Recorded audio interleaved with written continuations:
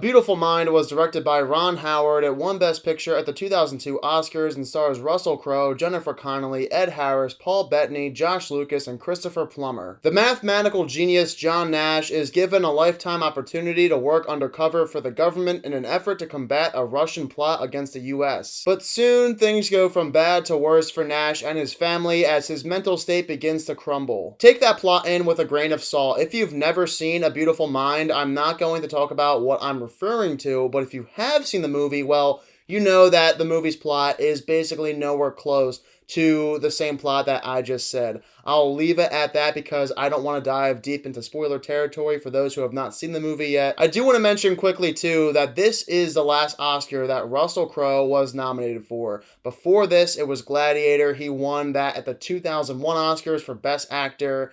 And it's pretty surprising that he did not take home this award because in this movie, he gives maybe his best performance of all time. Crowe in the film plays a character with an asocial personality and a mental illness, two things that are not easy to make believable if you're playing a character who has them. And Crowe nails these things down to a T. He even gets the mannerisms correct. Crowe is just out of this world in this movie. I think he is terrific. Jennifer Connelly as well. Both of them are the two standouts in A Beautiful Mind. Also, I have to mention the hair and makeup. This movie takes place over the course of several decades, and we see these two characters get older and older as the years go on. The hair and makeup is worth mentioning because it definitely looks realistic, and I have not seen hair and makeup that good in quite some time. Also worth mentioning is how the film feels ambitious in its approach. Very early on, I could see the Oscar buzz seeping through the screen, and many other films do the same thing where they try to go above and beyond in certain categories for the Oscars, trying to get those Oscar nominations stacked up.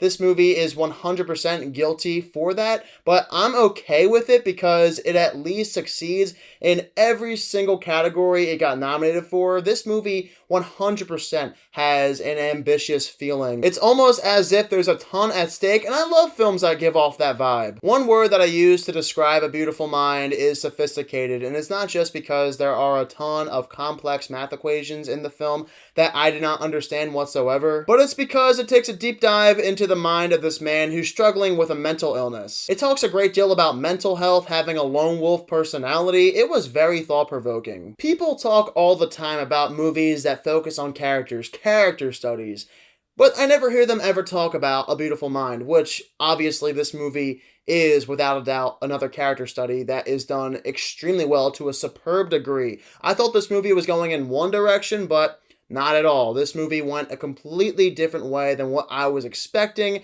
which I love. This movie definitely veers more towards this character's mental health and what he's dealing with on a daily basis. With all that came one truly shocking reveal that I did not see coming from a mile away. I'm sure for a lot of you who saw this movie for the first time saw it coming, but I did not. I guess I'm really bad at seeing those kinds of things. I must say, they play this reveal extensively well. Now I'm going to have to watch A Beautiful Mind again because there definitely are some things that are not going to look the same the second time around compared to the first time around. It's one of those films where you have to watch it again to see if anything does change from first viewing to second viewing. Another thing I have to add is that I stopped watching the film halfway through because I had to go to work, and before coming back to the film, I thought it was going in one direction, the same direction that I mentioned earlier, this whole Russian spy plot.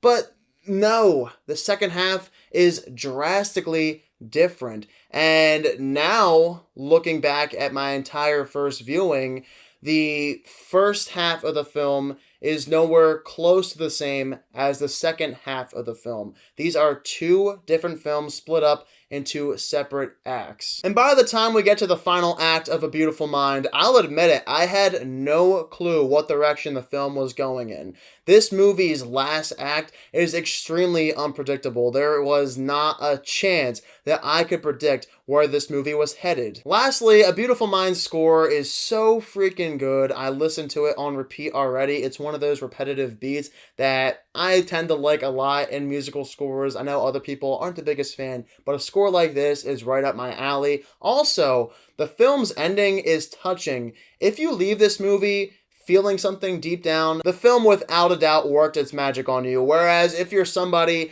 who did not feel a single thing, I guess you don't have a soul. This is the kind of movie that'll touch you at the very end, and I loved it. As for issues with A Beautiful Mind, I only have one. In the last 20 or so minutes, the film goes through several time jumps. I'm not talking about small time jumps. This is about anywhere from 5 to 20 years every single time they go to a new year. And for me, that was disappointing because we miss so much history between our two main characters, played by Russell Crowe and Jennifer Connelly. And we know they're feeling a certain kind of way, but we can't feel the same way they're feeling because we don't have a single clue what happened in those years that we missed during those time jumps. So it does kind of stink they skip over so many years of John Nash's life, but for time purposes, it makes more sense because this movie probably would have been somewhere close to 3 hours had they had all those years included too. With all that said, I do think A Beautiful Mind deserved to win Best Picture at the 2002 Oscars, and I am giving this film a 91%.